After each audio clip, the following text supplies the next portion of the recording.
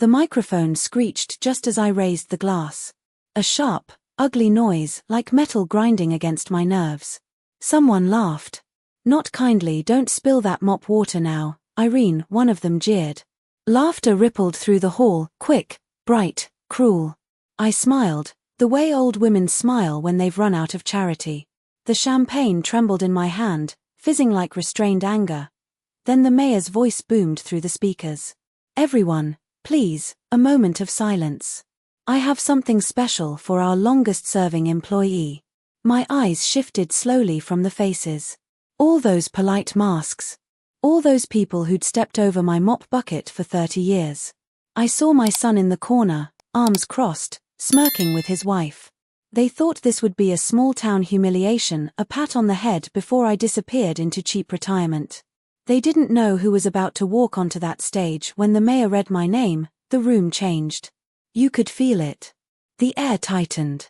A manila envelope, sealed with a city crest, gleamed under the stage lights as he held it toward me. That was the moment, the very first second, they realized they had underestimated me. "Before I tell you how I survived this nightmare," I say softly, turning to the camera, "please like this video and subscribe. It helps more people hear the truth about what happens behind closed doors." Now, let's go back to that day. The morning of my retirement party smelled like lemon polish and betrayal. The custodian's closet had always been my sanctuary. People rarely looked twice at the woman holding a mop. They assumed I was invisible, just another fixture, like the water fountain or the broken clock over the hallway. That's the funny thing about being underestimated, it gives you all the time in the world to study people. I'd cleaned every office in that municipal building for 3 decades. Every drawer, every filing cabinet, every careless coffee-stained document. You'd be surprised. What people throw away or what they think no one will notice. But 3 months before the party, I noticed everything. The whisper behind the door. It started with whispers at the break room door. My name, said in low tones. Budget cut, pension adjustments, janitorial positions. I'd learned, long ago, never to react in public. I kept polishing the glass window in the hallway, listening.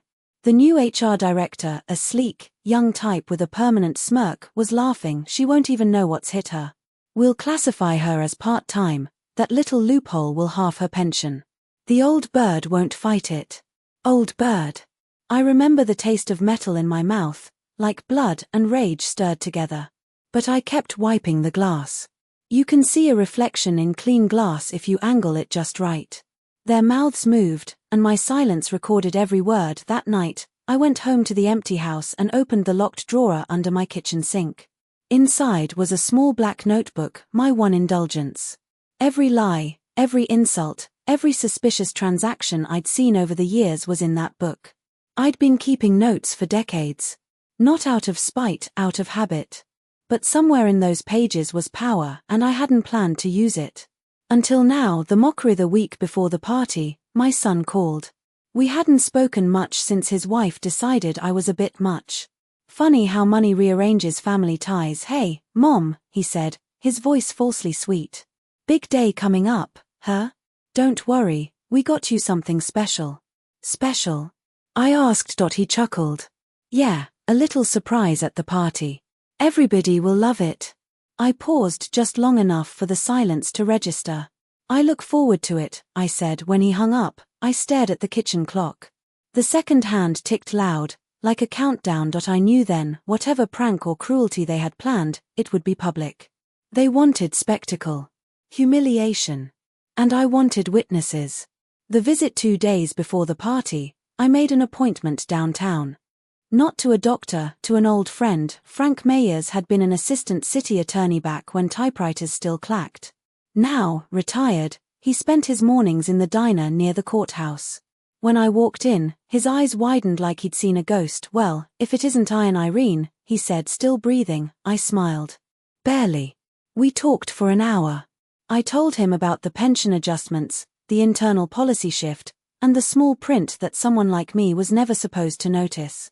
He scratched his chin, looking amused. "You sure about this?" he asked. "Dead sure."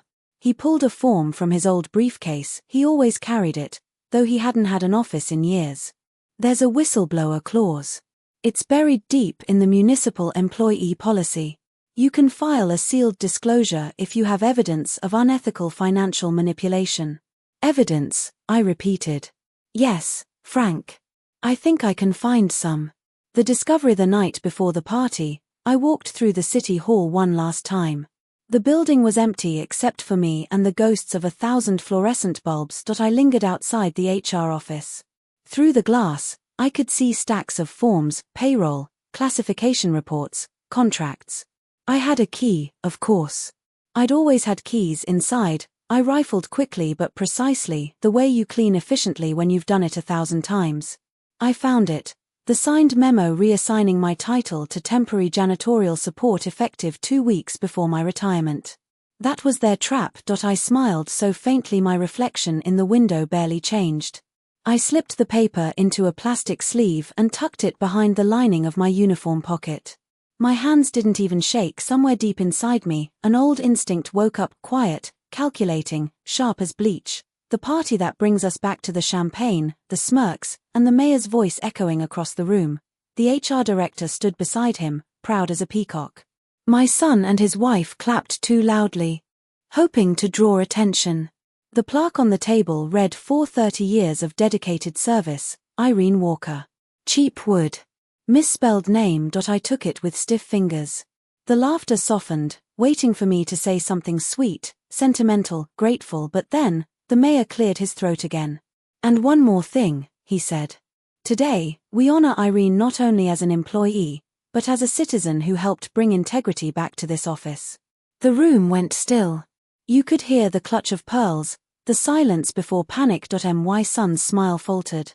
The HR director's face turned pale, then red. The mayor held up the sealed envelope. Effective immediately, the City Council has launched an internal review based on documentation Ms. Walker submitted. I didn't blink. I didn't need to. The entire room did it for me. The trap springs. They thought I'd be humiliated. But my silence had been the snare. A week earlier, I'd sent everything to the ethics board, signed with my legal name, notarized, and sealed. Paper trails are like fingerprints. They never vanish, they just wait to be noticed. The HR director stumbled through some speech about misunderstandings, but it was too late. The mayor thanked me, shook my hand, and the cameras flashed at in that split second, the room's hierarchy inverted. I wasn't the invisible janitor anymore. I was the storm they never saw coming. The aftermath. I walked home that night under the streetlights, their glow stuttering across the pavement. The city felt quiet, almost obedient. An envelope of cash arrived in the mail the next morning. Compensation for misclassification errors, they said. But the payment wasn't what satisfied me. It was the silence. The HR director resigned within 48 hours, but not everyone was finished testing me. A few days later, my son showed up at the door. He didn't even knock. Just pushed it open. Mom, he started. We need to talk. I motioned to the table. He sat, shifting nervously. You embarrassed everyone. Do you even realize that? I raised an eyebrow. Embarrassed who? The people who tried to steal from me. Come on, he snapped. You made us look bad. Us. That small word told me everything. They'd always seen me as a piece of their story, the poor mother they'd outgrown. He leaned closer. Listen, Dad left the house to both of us. You can't live here forever. We should discuss selling it. I smiled. Is that so? Yeah. It's for your own good. The tick of the kitchen clock filled the silence. Tick, tick, tick. The awakening. That was the day I realized the office tricks were just the prelude. My family had learned from them, mimicry like vultures studying scavengers. They wanted more than my job's dignity. They wanted the house. My life. My ending. I nodded slowly, hiding the tremor of rage behind the calm of age. You might be right, I said softly. Let's talk about it next week. He looked relieved, mistaking patience for surrender. After he left, I opened my drawer again. The notebook was there, as always. Next to it, I placed a new folder titled Property Transfer Strategies. The first page was empty, for now. The plan. The next morning, I visited the lawyer recommended by Frank. Not flashy, a woman in her 40s with serious eyes and a sharper pen. I want to discuss property trusts, I said. We talked for an hour. When she asked who would inherit after my death, I smiled faintly. Let's keep that blank for now. By evening, I'd shifted my bank accounts, frozen automatic withdrawals, and documented every call my son made. I didn't need confrontation. I needed silence. Silence gives people enough rope to hang themselves, and they usually do. The uneasy calm for a week, things seemed normal. My son didn't call. My daughter-in-law didn't visit. Too quiet. I took walks through the park, noting the way frost stiffened the leaves, cold beauty, sharp and final, but at night, I could feel something looming. My old phone kept buzzing with unknown numbers that hung up as soon as I answered. Then, one afternoon, an envelope arrived, thin paper, typed neatly. Notice of assessment regarding change of beneficiary estate review. It had my name, but an old signature I didn't recognize. Someone was trying to forge my consent. I laughed, not loudly, just enough to scare myself. The quiet before the strike. I spent that night in the living room, notebook open, pen steady. I wrote what I already knew. They thought my age made me vulnerable. They thought I'd slip, forget a date, lose a paper. That's what money-hungry families always assume, that time erodes the mind. They were right about one thing: time does change you. But it also trains you. Patience becomes precision. Before I slept, I drafted a second document, a legally binding living trust with a clause they wouldn't understand until it was too late. My house would be held under my control as an active estate, untransferable without dual verification. They could try to forge whatever they wished. It would mean nothing. Next to the stove, the kettle began to whistle. Sharp. I turned it off, slow and measured. The air smelled like burnt sugar and steel. The smile. A week later, my family invited me for dinner. The first in months. My daughter-in-law greeted me with false warmth and slightly trembling hands. The tone was different, polite, brittle. We wanted to make up for the party thing, she said, setting plates on the table. The roast was too salty. The candlelight too bright. My son laughed too easily. I could sense the nervous excitement in their voices. Something was brewing. Halfway through dessert, he leaned back and said, "By the way, Mom, we met with a financial advisor. He says you could triple your savings if we help consolidate everything under one account." How thoughtful, I said. He smiled, almost pitying. "You'd only need to sign a few forms. We've already printed them for you." Ah. There it was, the trap beneath the tablecloth. I looked at their eager faces. My old heart beat steady. Strong. Then I smiled, the kind of smile I hadn't worn for weeks, soft, maternal, deadly. "All right," I said. "Let's see those papers." The sound of my voice startled them. They expected hesitance, not calm curiosity. My daughter-in-law quickly passed the forms across the table. I held them delicately, pretending to read slowly, humming like a grandmother reviewing a recipe. Inside, I already knew every word. The trust lawyer had prepared counter-documents. I'd deliver them the next morning to the probate office. Their signatures, collected tonight, would serve me later as evidence. My silence was no longer fear. It was the sound of the trap closing. I folded the papers, slid them into my purse, and looked up. "You know," I said, my voice thin as a blade, "I haven't smiled like this in a long time." They smiled back, believing they'd won, but in my head, I could already hear the faint click of a lock, the one that would keep everything of mine exactly where it belonged. At tea home that night, I placed the signed forms beneath a lamp and whispered, "Tomorrow, they'll think they pulled me into their web. But that web belongs to me." Then I turned off the light and smiled. The morning after the dinner, I woke before dawn. Not from fear, from habit. 30 years of custodial work trains your body to rise when the world is still dark. I dressed slowly, methodically. Black slacks. Sensible shoes. A cardigan that smelled faintly of lavender detergent. I in the kitchen, I made coffee. The pot hissed and gurgled, filling the silence with something ordinary. But my mind wasn't ordinary anymore. It was calculating. Cold. Surgical. The forms they'd given me sat on the table, still folded inside my purse. I pulled them out, spread them flat under the overhead light, and studied every clause with the intensity of a woman who'd spent decades reading fine print on cleaning supply labels. Consolidated financial power of attorney, joint access agreement. They wanted my signature to hand them control. Full access to my accounts. Decision-making power over my property. The language was dressed up in legal niceties, but the intent was brutal. Strip me of autonomy, then strip me of assets. I smiled into my coffee cup. They thought I'd sign without reading. They were half right. The performance begins at 9 o'clock, I called my son.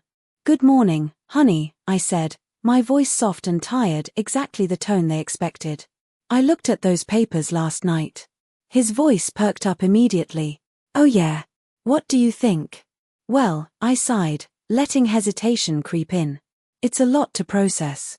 I'm not sure I understand all the legal jargon. Perfect. I could hear his relief through the phone. That's okay, Mom. That's why we're here to help. Why don't you come by tomorrow? We'll go through it together. That sounds nice, I said. Then I paused, adding just the right tremor. I'm so glad you're looking out for me. When I hung up, I stared at the wall. The performance had begun. And they had no idea I'd already called my lawyer that morning. Before the sun rose, the lawyer's office. Her name was Diana Rost. Sharp jaw, sharper mind. She didn't waste time on pleasantries. You brought the documents, she asked, motioning me to sit. I slid them across her desk. She read quickly, her pen tapping against the wood like a metronome counting down their mistakes. After 3 minutes, she looked up. This is predatory. If you sign this, they can liquidate your assets, sell your home, and move you into assisted living without your consent. I know, I said, her eyebrow arched. And you still want to proceed? Not with signing, I clarified. With pretending to sign. Diana leaned back, studying me. Then she smiled, thin, dangerous. Tell me your plan. The strategy we spent an hour mapping it out. First, I would sign a revocable living trust that very morning, transferring all my assets, house, accounts, everything into a legal entity I controlled. The trust would name a neutral third-party trustee, Diana's law partner, with strict instructions, no changes without my written consent, verified by 2 witnesses and a notarized statement. Second, I would create a medical power of attorney naming someone outside my family. An old colleague from the union. Someone trustworthy. Someone my son didn't know existed. Third, Diana would prepare fake documents visually identical to the ones my family gave me, but legally toothless. I'd sign those in front of them. Let them think they'd won. They'll celebrate, Diana said. And while they celebrate, we document everything. Every phone call. Every forged signature attempt. Every lie. And when they try to access my accounts, I asked. The bank will freeze everything. Red flags will trigger. And we'll have them on record attempting financial fraud. I nodded slowly. How long will this take? 2 weeks. Maybe 3. They'll move fast once they think you've surrendered. Good, I said. Let them move fast. Mistakes happen when people rush. The second dinner 3 days later, my son invited me over again. This time, the air was lighter. Champagne sat on the counter, cheap, sweet, celebratory. My daughter-in-law hugged me too tightly. We're so proud of you, Mom, she said. This is the right decision.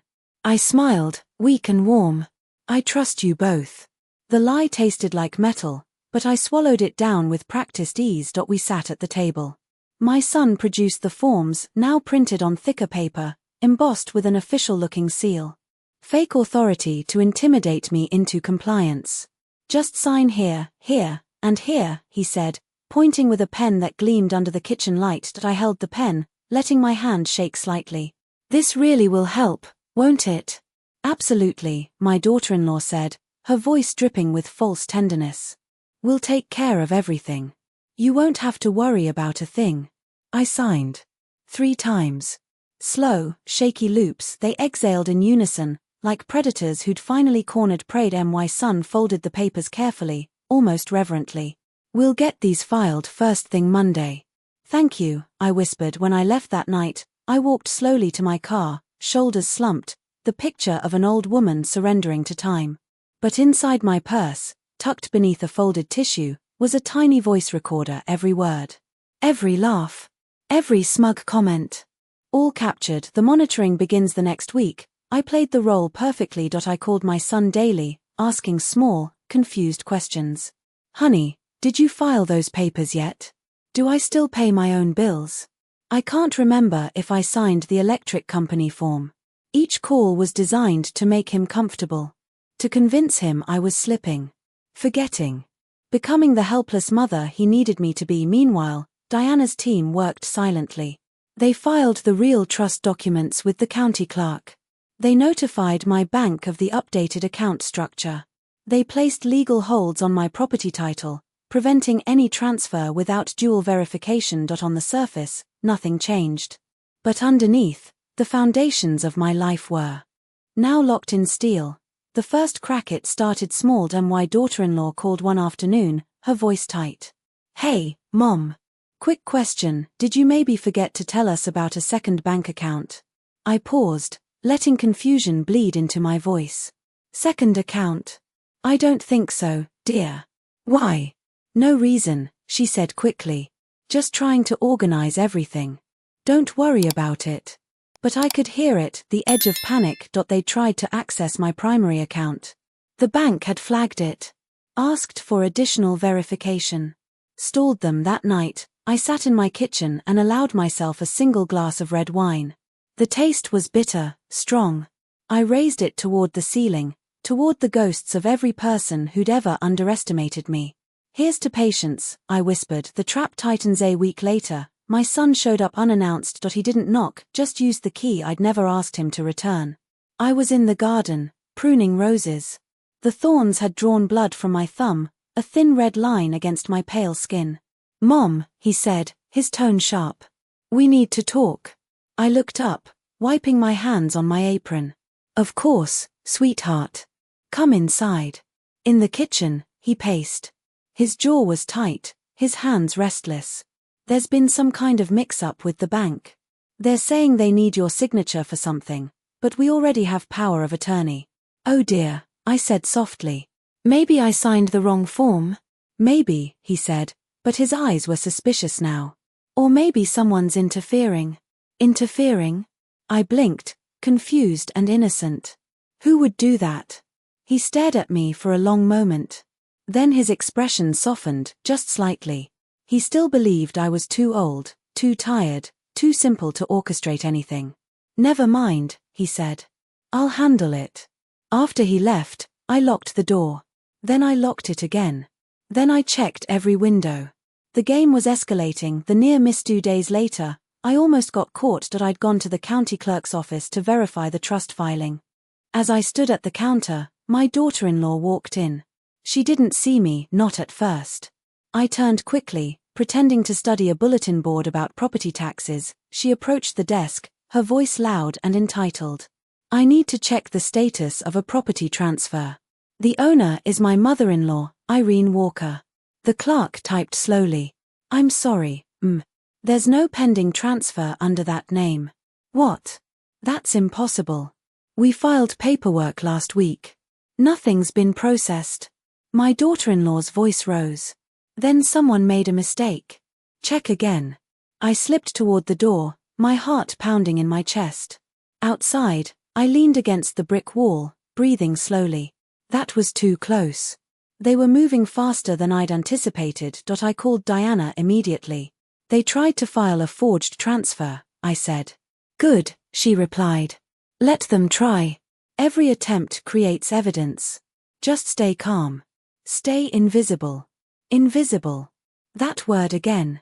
The one that had defined me for 30 years, but now, it was my greatest weapon. The recording that weekend, my son invited me to a family meeting. I arrived early, carrying a homemade pie. Blueberry, his favorite. The gesture was calculated. Soft. Maternal. Disarming. At the table, they laid out their plan with stunning cruelty. "Mom," my son began, "we've been thinking. This house is too big for you. You're getting older. What if you fell? What if something happened? We found a lovely assisted living facility," my daughter-in-law added. "It's got nurses, activities, everything you need. And," my son continued, "selling the house would give you financial security. We'd manage the funds, of course. Make sure you're taken care of."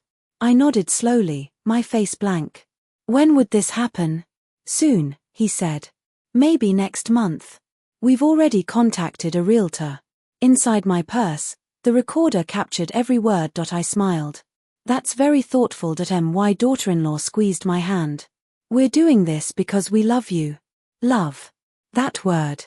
Weaponized. When I got home, I uploaded the recording to Diana's secure server. Then I sat in the dark, staring at the walls of the house my husband and I had bought 40 years ago. They wanted to erase me. Erase us, but I wasn't done writing the ending yet. The pivot. The next morning, I did something unexpected. I called my son and told him I wanted to visit the assisted living facility. Just to see it, I said. Maybe you're right. Maybe it's time. His surprise was audible. Really? That's great, Mom. I'll set it up. Thank you, honey. When I hung up, I allowed myself a thin smile. Diana had suggested this move. Let them think you're surrendering completely. The more confident they become, the sloppier they'll get. So I toured the facility. I smiled at the nurses. I admired the small rooms with their single beds and floral curtains. I asked questions about meal plans and visiting hours. My son and daughter-in-law beamed. They thought they'd broken me, but that afternoon, I met with a forensic accountant Diana had hired. We reviewed every transaction my son had made in the last 6 months. Withdrawals from joint accounts. Credit cards opened in my name. Small thefts, carefully hidden. This is elder financial abuse, the accountant said. Textbook. Can we prove it? I asked. Absolutely. The turning point. 1 week before the planned move, my son made his fatal mistake. He tried to sell the house without my knowledge. A realtor showed up at my door with a lockbox and a cheerful smile. Hi. I'm here to take photos for the listing. I stared at her. Listing? Her smile faltered. Your son didn't tell you? The house goes on the market next week. I see, I said quietly. Give me a moment. I closed the door. My hands trembled, not from fear, but from rage so pure it felt like ice water in my veins. I called Diana. They just tried to list my house, I said. Perfect, she replied. That's attempted fraud. We have everything we need now. What's next? I asked. Now, Diana said.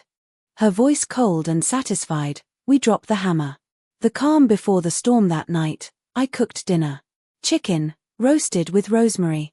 The smell filled the house, warm and deceptive. I set the table for one. Outside, the streetlights flickered on.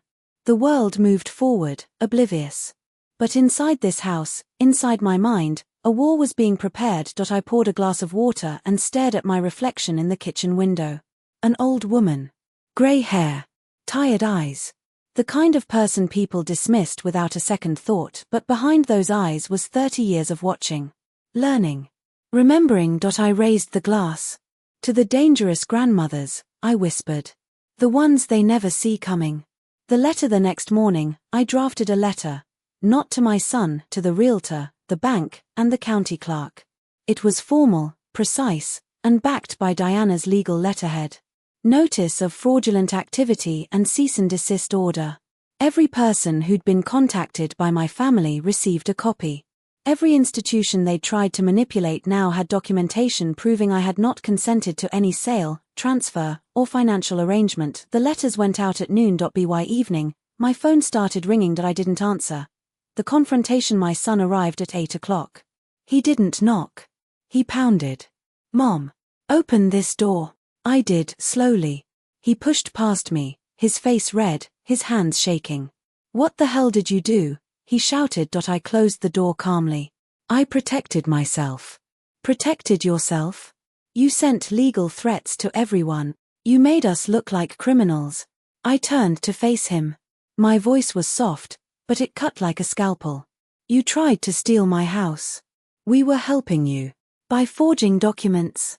By lying to realtors. By opening credit cards in my name. His face went pale. Yes, I said. I know everything.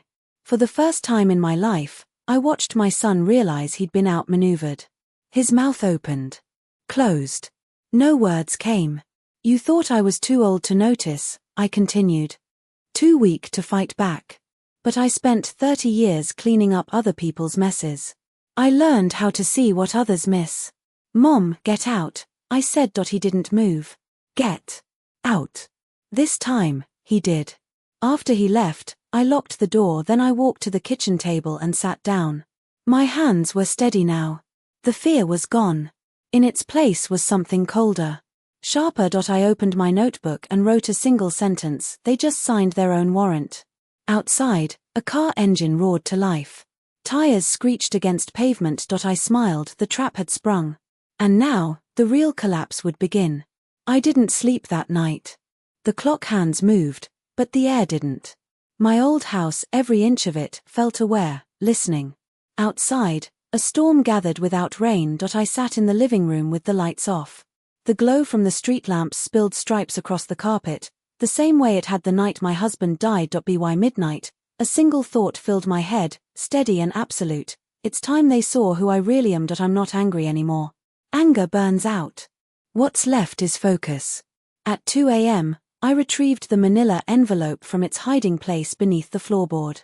Inside were copies, every fraudulent form, every signed lie, the audio file from that dinner, and my handwritten notes.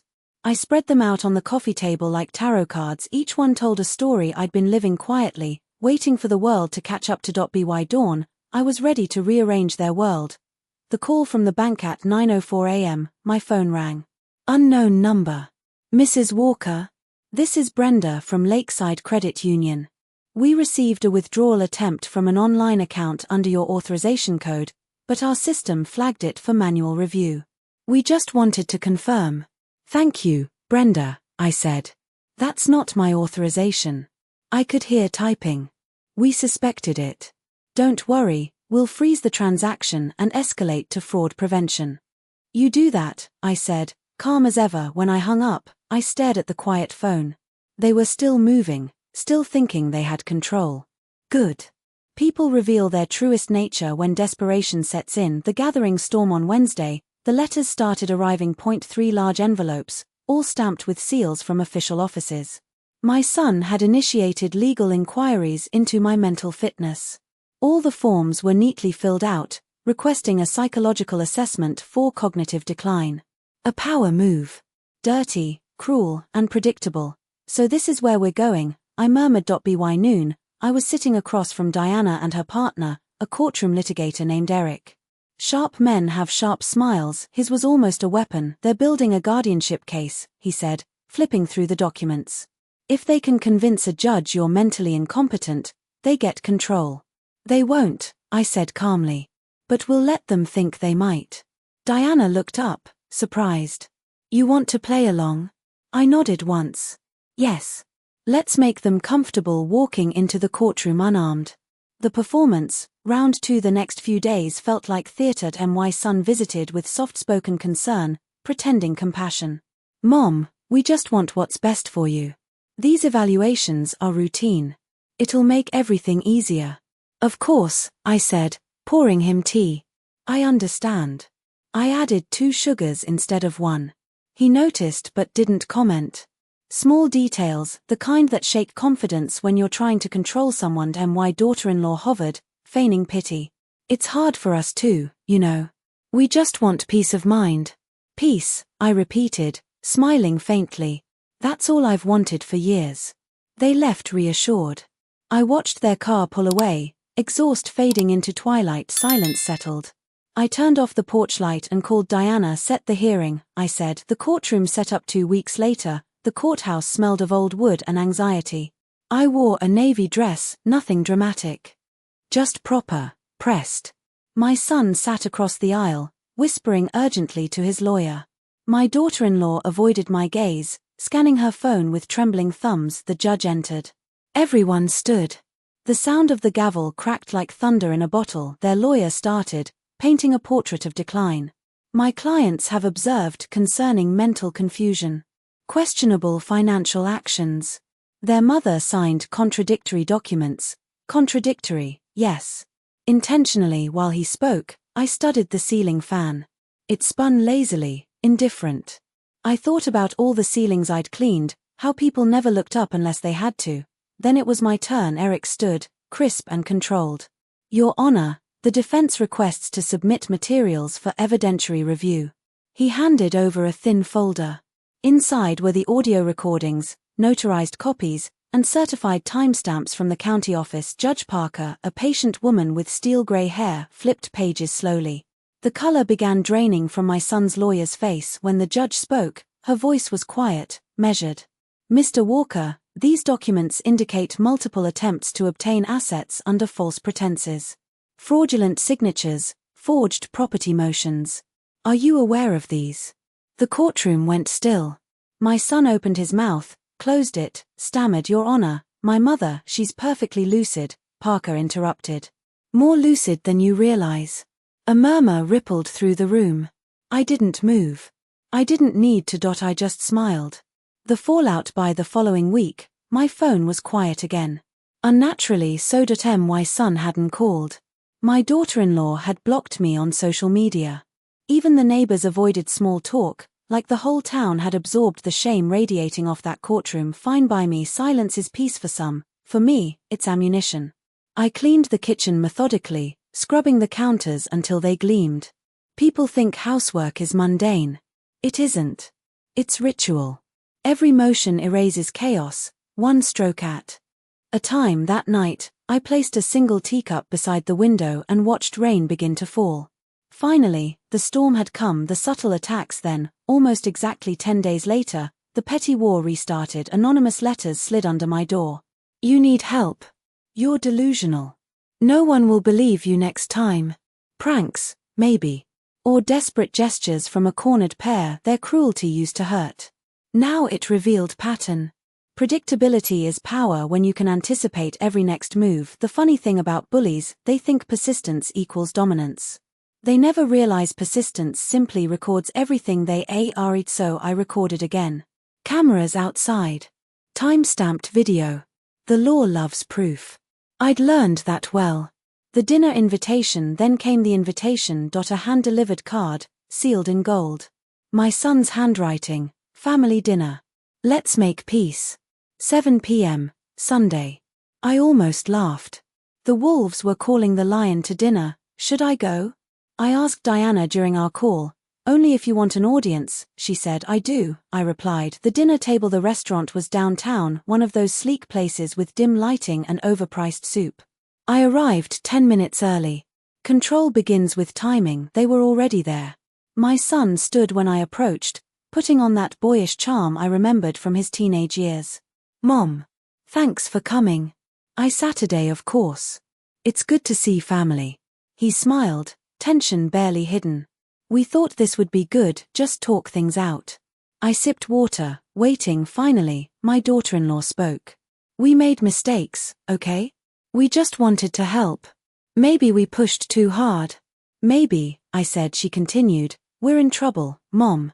The court fees, the debt, everything's falling apart." There it was, the truth, wrapped in self-pity. "What do you want from me?" I asked. Her eyes flicked toward my son. He cleared his throat. "A chance to start over. Maybe you could withdraw some of the complaints." I paused, letting the question hang. "And why would I do that?" "Because despite everything, we're still family." That word again. Family. A blade between pleasantries. I leaned forward slowly. "You thought my kindness was weakness. You confused silence with ignorance. But I stayed quiet because silence traps people. Makes them speak to fill the void. And you both said more than you ever realized." The table went still. Only the soft sound of jazz filled the space. "Mom," he said finally. "You don't have to scare us." "I'm not," I said. "I'm teaching you." The public unraveling. 2 days after that dinner, everything started collapsing visibly. The HR scandal I'd exposed months earlier resurfaced in the town council. Finance officers were subpoenaed. The mayor's statement went public. My name appeared in local headlines. Retired employee praised for exposing city misconduct. Meanwhile, the county fraud division opened an investigation into attempted elder exploitation. Names were redacted, but everyone knew my son's reputation crumbled. His business partners stopped calling. My daughter-in-law resigned from her administrative position after her work email leaked into the inquiry. I didn't gloat. No need. Truth has its own gravity. It pulls everything into balance eventually. But inside, I felt something dangerous. Peace. The kind that's earned through devastation. The visit he came one last time. Alone.it was Saturday evening. The cicadas buzzed outside, the air heavy with an early summer heat. He didn't knock this time either, but his posture had changed. Shoulders slumped. Eyes red-rimmed. Mom, he said quietly.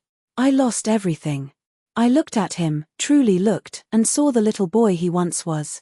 The one who used to hand me drawings from kindergarten, messy but heartfelt.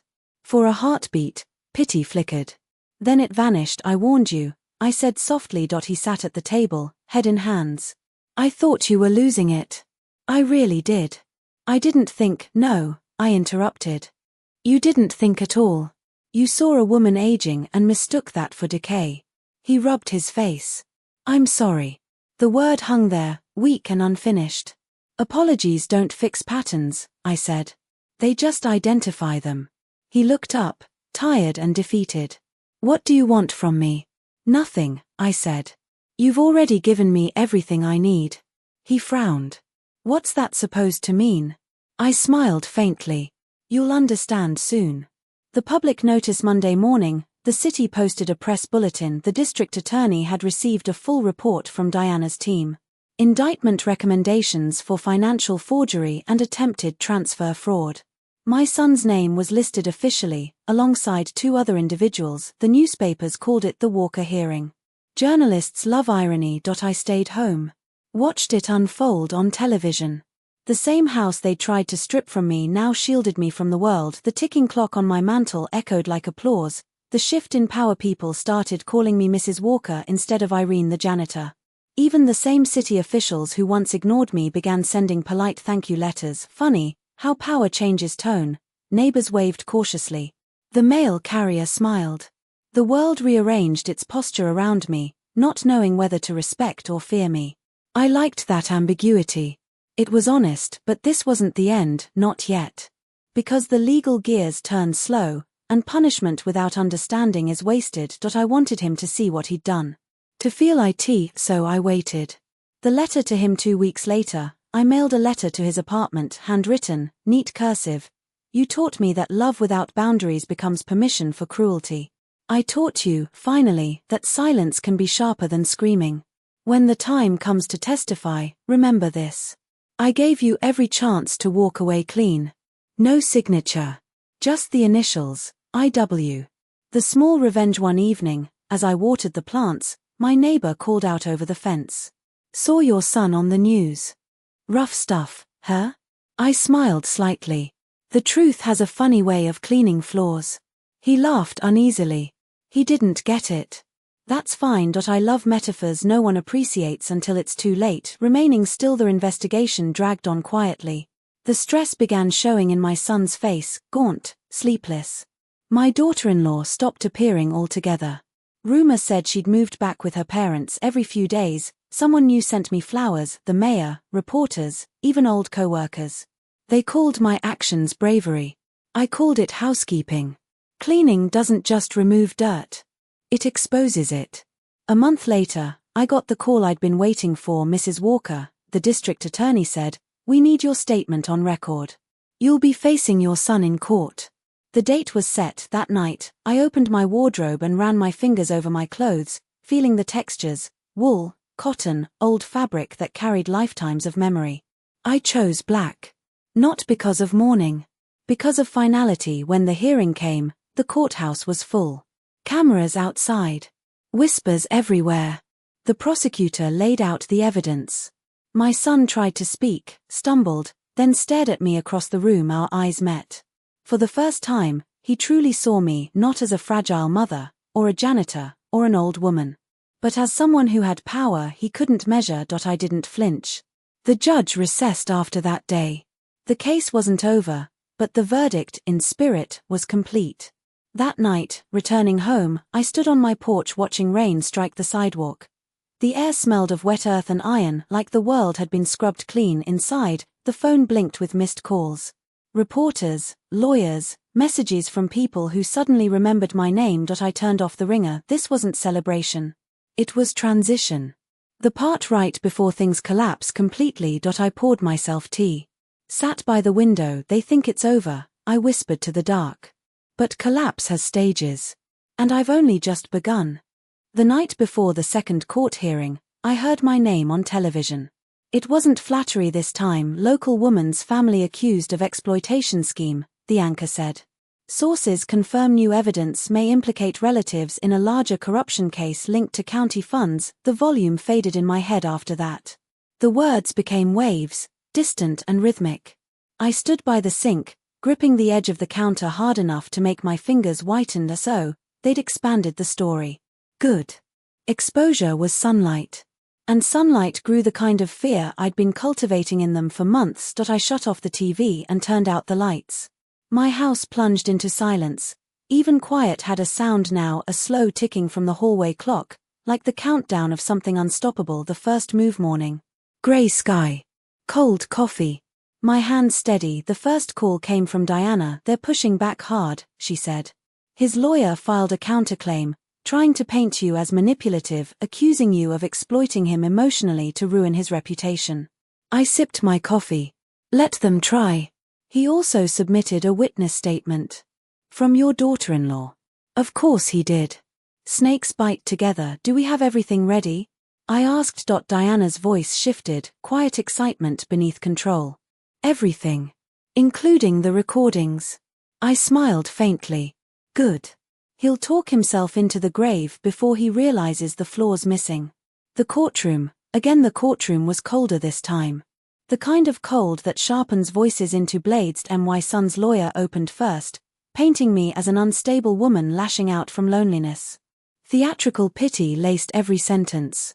She's confused, he said. She's been isolated, influenced. Her accusations are misinterpretations of paperwork. Emotional exaggerations. I listened without blinking. Then Diana rose. Graceful. Unrushed.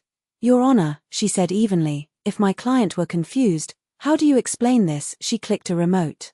The speakers crackled to life. Recording number 1. My son's voice, casual and low. She'll sign it tonight. She trusts me. I'll move the money before she even knows. Recording number 2. My daughter-in-law's whisper, sharp as glass. Once she's in assisted living, we can manage the proceeds. No one will question it. The courtroom froze. I didn't look at them. Not once. I stared at the judge instead, calm and steady as the tide. I could almost hear my son's mind splitting open under the weight of his own words. The judge leaned back, exhaling. Proceed, she said softly. The press outside. When court adjourned for recess, the cameras were waiting. Microphones like spears. Flashbulbs like lightning. Mrs. Walker, did you expect this? Do you have anything to say to your family? How does it feel to see justice? I kept walking. My heels clicked on wet stone. I didn't stop until Diana whispered, perfect. Say nothing. Silence looks powerful on you. She was right. Silence was armor. And people feared what stayed calm while everything else screamed. The counterattack that evening, the retaliation began. Anonymous emails. Leaked photographs. Snippets of private letters I'd written to my husband decades ago, turned into mockery online. Someone wanted to humiliate me publicly now, the way I'd been humiliated at my retirement party. It was poetic, in a cheap kind of way. I printed each email. Placed them carefully into a folder labeled Exhibit E, defamation attempts. By morning, I had 40 pages of cyber harassment logs. Each one time-stamped. Each one traceable. When I showed them to Diana, she smiled. They're digging their own hole, Irene. Let them dig, I said. Maybe they'll find what they buried. The moment of doubt. But even warriors break in private. That night, I sat by the window, rain streaking down the glass. The garden was black, shapeless. Maybe I'd gone too far. Maybe revenge had replaced everything else. Grief, love, even motherhood. There's a kind of exhaustion that sits behind your ribs, heavy and silent. I felt that. Then I remembered the night my son called me a burden. I remembered his laughter at that party when they called me the janitor with no retirement. Rage didn't return, but clarity did. I whispered into the darkness, if this is revenge, it's only because you demanded it. The clock kept ticking. And I kept breathing. The chain reaction the next morning brought a storm of bureaucracy, bank subpoenas, email warrants, digital forensics. The district attorney's office was officially investigating both my son and his wife for attempted financial manipulation and digital fraud. The town gossip mill turned vicious. Church ladies whispered. Former co-workers nodded at me with new caution, as if they'd realized my quiet wasn't meekness but calculation. Power doesn't make people cruel. It makes cruelty visible. I watched them all reshuffle their loyalties like playing cards. And for the first time in years, I didn't feel irrelevant. I felt dangerous. The visit from the wife 3 days later, there was a knock at my door through the peephole. I saw her, my daughter-in-law. Wet hair, dark coat, trembling hands against better judgment. I opened it. I know you hate me, she said immediately. Her eyes were rimmed red, mascara tracking down her cheeks. But please. You have to stop this before it destroys him. Destroys him? My tone stayed even. He's the architect. You're ruining your own son, she cried. No, I said softly. He did that himself. She took a step forward, shaking. What do you want? Money. I'll give you money. Just, please, make it go away. I stared at her for a long moment. Then I said, do you know why I kept my job so long? She blinked, confused. What? Because when you clean long enough, you stop flinching at filth. You learn to touch dirt without letting it stain you. You, on the other hand, tried to hide it under pretty rugs. Her lip quivered.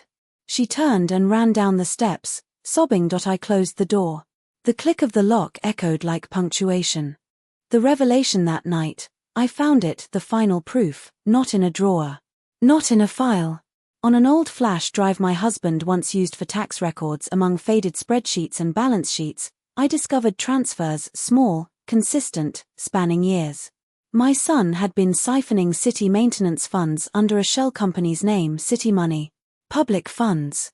And all traceable to his personal account. It all goes deeper, I whispered. Frank, my old lawyer friend, once told me the city kept everything archived by fiscal year. That meant this trail wasn't just my victory. It could expose an entire network of corruption. I called Diana. Don't send this yet, I said. Not to the DA. I want them cornered first. She hesitated. You're playing with fire, Irene. I am fire, I said, and hung up. The public forum. 2 weeks later, the town held a public hearing, a televised integrity forum to discuss employee ethics and financial oversight. Mayor Townsend asked me to attend, publicly.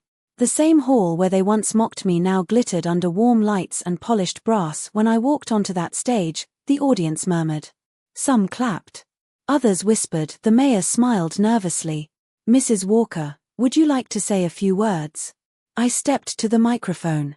My heart was steady. I've spent my life cleaning rooms for people who never once looked me in the eye, I began. But you learn things when you clean. You learn what people hide. You learn that filth doesn't start on floors. It starts in budgets, in signatures, in silence. The crowd hushed, and sometimes, I continued, silence becomes your greatest ally. Because silence listens longer than anyone expects. Then I paused. The cameras zoomed in. I brought something today, I said. Documents recovered from official archives, transfers connected to unauthorized accounts. You might recognize the names. The mayor's smile froze solid. Gasps rolled through the crowd. I handed the envelope to the ethics committee's chair.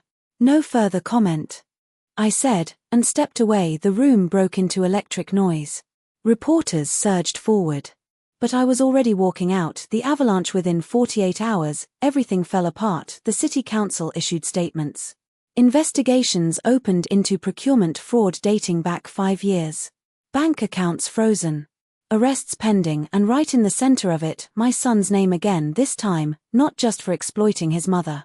For laundering public money through her. He didn't understand yet, but he had tied his greed to a larger crime. My silence had just made sure the state noticed. The phone call. He called 3 days later. I almost didn't answer.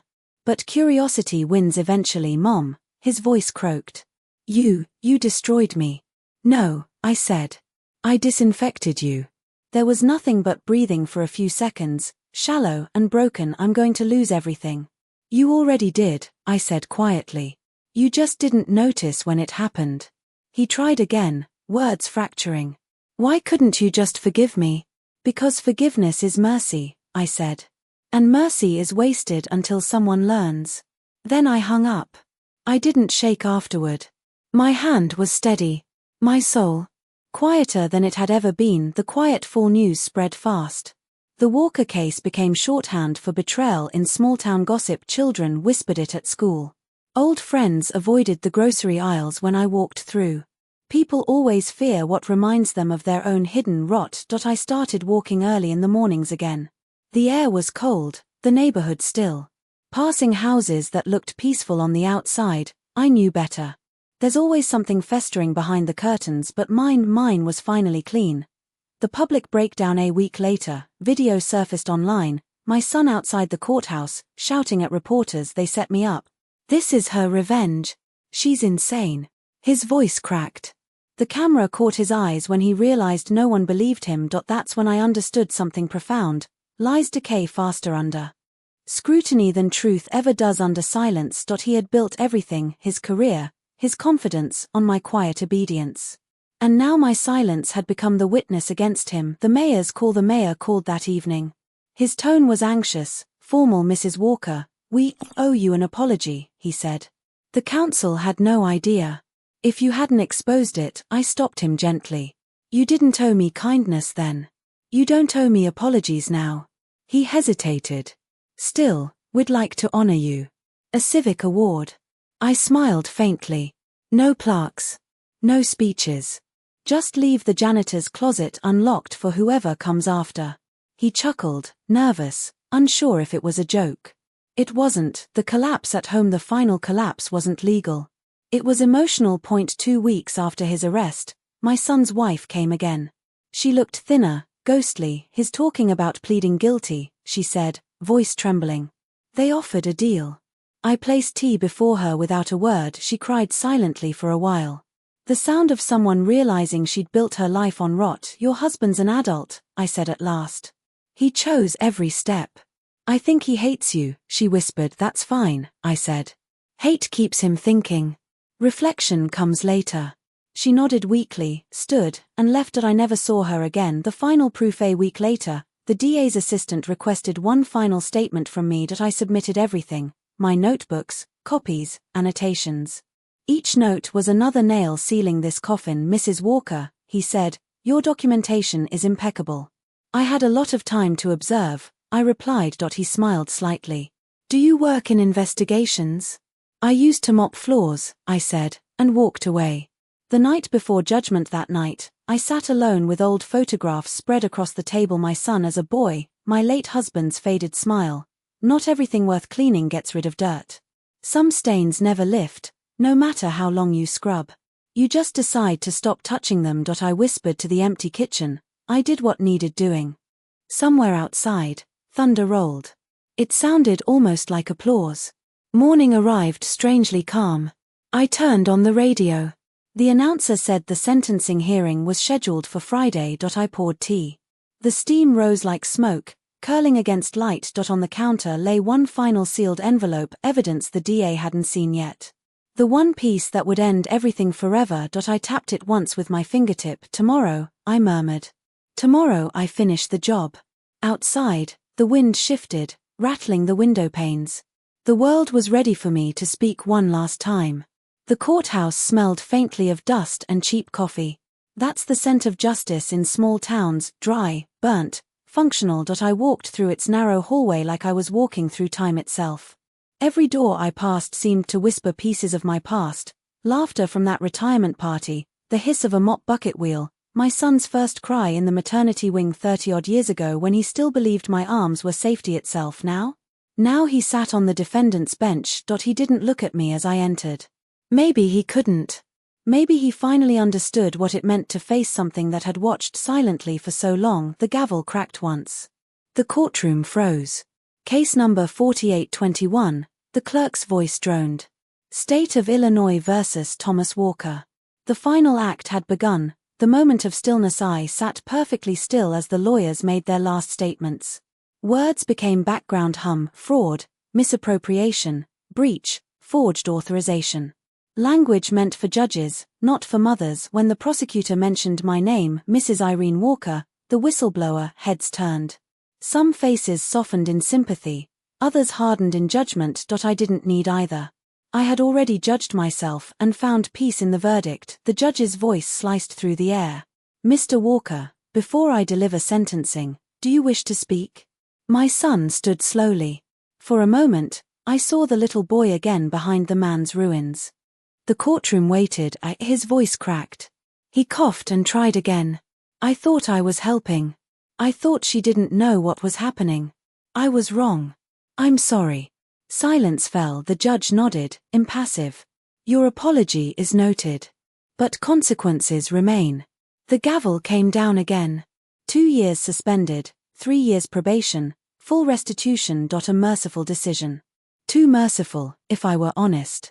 But justice rarely punishes as deeply as regret does. The envelope, it wasn't over though. I still had the final envelope, the one I'd sealed in silence and kept on my counter. When the courtroom emptied, I walked to the bench. Your Honor, I said. There's one more item for record. Her brows lifted slightly. Is it relevant to this case? Only as a conclusion, I said. She accepted it. Unsealed it carefully. Inside, she found copies of the missing audit city records, dated years before. Evidence of how my son's scheme began before he ever targeted me. Proof that he'd siphoned money not for family need, but selfish ambition. Her lips tightened. This could lead to a new inquiry, she said. I know, I replied. That's why I waited until now. No confusion. No mistakes. She studied me for a moment, then nodded to the clerk. File it. And just like that, the real ending clicked into place. The aftermath outside the courthouse. The sky glowed overcast, a colorless white, like the air itself was holding its breath. Reporters clustered at the bottom of the steps. I walked past them, feeling their eyes, their curiosity, their need for easy answers. They wanted redemption or revenge. But what I had was something quieter, closure. When I reached the street corner, I finally exhaled. The tension drained out of me in one long, steady flow. 30 years of swallowing insults, 30 months of preparation, 30 days of siege, and it ended here, in stillness. The letter from the mayor 3 days later, a letter arrived from Mayor Townsend. Heavy cream-colored stationery, neat cursive. Mrs. Walker. The city owes you more than commendation. You reminded us integrity does not retire. The council has approved full pension restoration, with lifetime benefits. Please accept this as recognition not just of service, but of resilience. I folded the letter carefully, slid it into my kitchen drawer beside my old employee badge. Recognition is a strange thing. It feels cold if you accept it too late. But I smiled anyway. The irony was delicious. The janitor they'd mocked now had the city sealed under her thumb with ink and law. The conversation with Diana. A week later, I met Diana at our usual diner. She arrived with case files stacked like armor. When she sat, she finally allowed herself to grin. You did it, she said. City cleaned house, 4 resignations, 2 audits, 1 mayor stepping down next quarter. You blew the foundation. I didn't blow it, I corrected gently. I disinfected it. She chuckled. Same effect. We ate pancakes and talked about nothing for a while. Then, she leaned in. Do you regret any of it? I looked at her straight. Regret is for people who doubt their aim. I never missed. She laughed softly, a hint of admiration flickering. Well, if you ever feel like running for office, I'd vote for you. I already cleaned the office once, I said. They can mop their own floors now. The final visit. 2 months passed before I saw my son again. He came to the house unannounced, like he always used to, but this time, he waited before knocking. I opened the door and saw the shame in his shoulders before he even spoke. Hi, Mom. He looked smaller. Hair disheveled, face pale. The arrogance gone, just a man stripped bare by consequences. Come in, I said quietly. We sat opposite each other at the kitchen table. He glanced around the familiar room, eyes landing on the same clock that had ticked through every chapter of our war. I can't change anything, he said, voice breaking. But I want to pay you back. Not money. Just time. Help. Yard work, maybe. I didn't respond immediately. He needed to sit in his words. Feel the space between them fill with discomfort. Finally, I said, you're welcome to help. But not out of guilt. Only out of growth. He nodded slowly, understanding. For the first time, I believed he might. The freedom of routine life found rhythm again. I started volunteering at the library on Mondays, helping old ladies navigate technology they hated. On Thursdays, I tended community gardens, trimming roses that reminded me of the ones outside my window, the same bushes that once hid bleeding thumbs and bottled anger. Now those hands only trembled when holding new seedlings. Sometimes people asked for advice. I gave it in small, careful doses. Keep records, I'd say. Not grudges, records. They'll outlive emotion. They'd smile politely, not grasping what that lesson had cost me to learn. That was all right. Not all wisdom is welcomed. The press interview. Local news interviewed me on camera once. They used words like hero, whistleblower, symbol of resilience. I waited for the reporter to finish before saying what I wanted on record. I'm not a hero, I told him. Heroes make mistakes that get forgiven. I made none. I waited. I planned. The world calls that manipulative when a woman does it, and strategic when a man does. Call it what you like. It kept me alive. The clip went viral for a week. Then the internet moved on, as it always does. But in this town, they whispered those lines like gospel. The return to the closet. One afternoon, I visited City Hall. The custodian's closet was still there, same peeling paint, same hum of fluorescent light. I stepped inside, alone, just to breathe the scent again. Bleach. Pine cleaner. Memory. There's peace in small spaces when you've survived large wars. I touched the old supply shelf, tracing initials I'd once carved lightly into the wood, IW. My quiet rebellion, back when rebellion was just surviving every day. Now, the initials stood for something else entirely. Independence 1. The town hall speech. 3 months after sentencing, the new mayor held a recognition event. I almost declined. But something inside me, closure, maybe, decided to go. When my name was called, I rose from the crowd of city workers. Applause rippled through the hall. The same hall where I'd once been laughed at. Mrs. Walker, the mayor said warmly, you've shown us what strength looks like. I took the microphone. My voice came out steady, unadorned. Strength isn't loud, I said. It's quiet enough to wait until everyone else stops talking. It's cleaning up after people who never said thank you, and still making sure the floor shines. Laughter rippled softly. Some tears followed. Then I added, weakness isn't silence. Weakness is using silence to hide wrongdoing. I just chose to use mine differently. They stood. Applause thundered. But I was already done speaking. The quiet life. In the months that followed, I built a new rhythm of peace. Mornings, coffee with cinnamon, no phone calls. Afternoons, reading on the porch, stray cat napping nearby. Evenings, soft jazz, clock ticking, mind calm. Freedom doesn't roar, it whispers. And mine whispered like rain on glass. One evening, I watched sun flare behind the trees, coloring the world gold and rust. For the first time in decades, I felt time not as a thief, but as a companion. I'd earned that. Every second of it. Sometimes I still think of him, my son, sitting in some low-wage job, learning humility one slow paycheck at a time. Maybe one day he'll stop resenting me and start understanding me. If he doesn't, that's fine. Understanding isn't the requirement of forgiveness, it's just its echo. I whisper sometimes to the quiet house. I forgive you. But I forget nothing. Silence answers back approvingly. You've listened to the end of my story. The story of a woman they dismissed as just a janitor until the day she cleaned something far bigger than floors. Betrayal always leaves residue. But here's the secret, some stains don't ruin you. They reveal what you're made of. If you've ever been underestimated, remember this. You don't have to shout to be powerful. You can win battles with nothing more than patience, paperwork, and a very sharp mind. So before you go, if you believe in standing up for yourself, even when everyone tells you to stay quiet, like this video, share it, and subscribe, because somewhere out there, another woman is being laughed at right now. And she needs to know silence isn't weakness. It's the sound of strategy.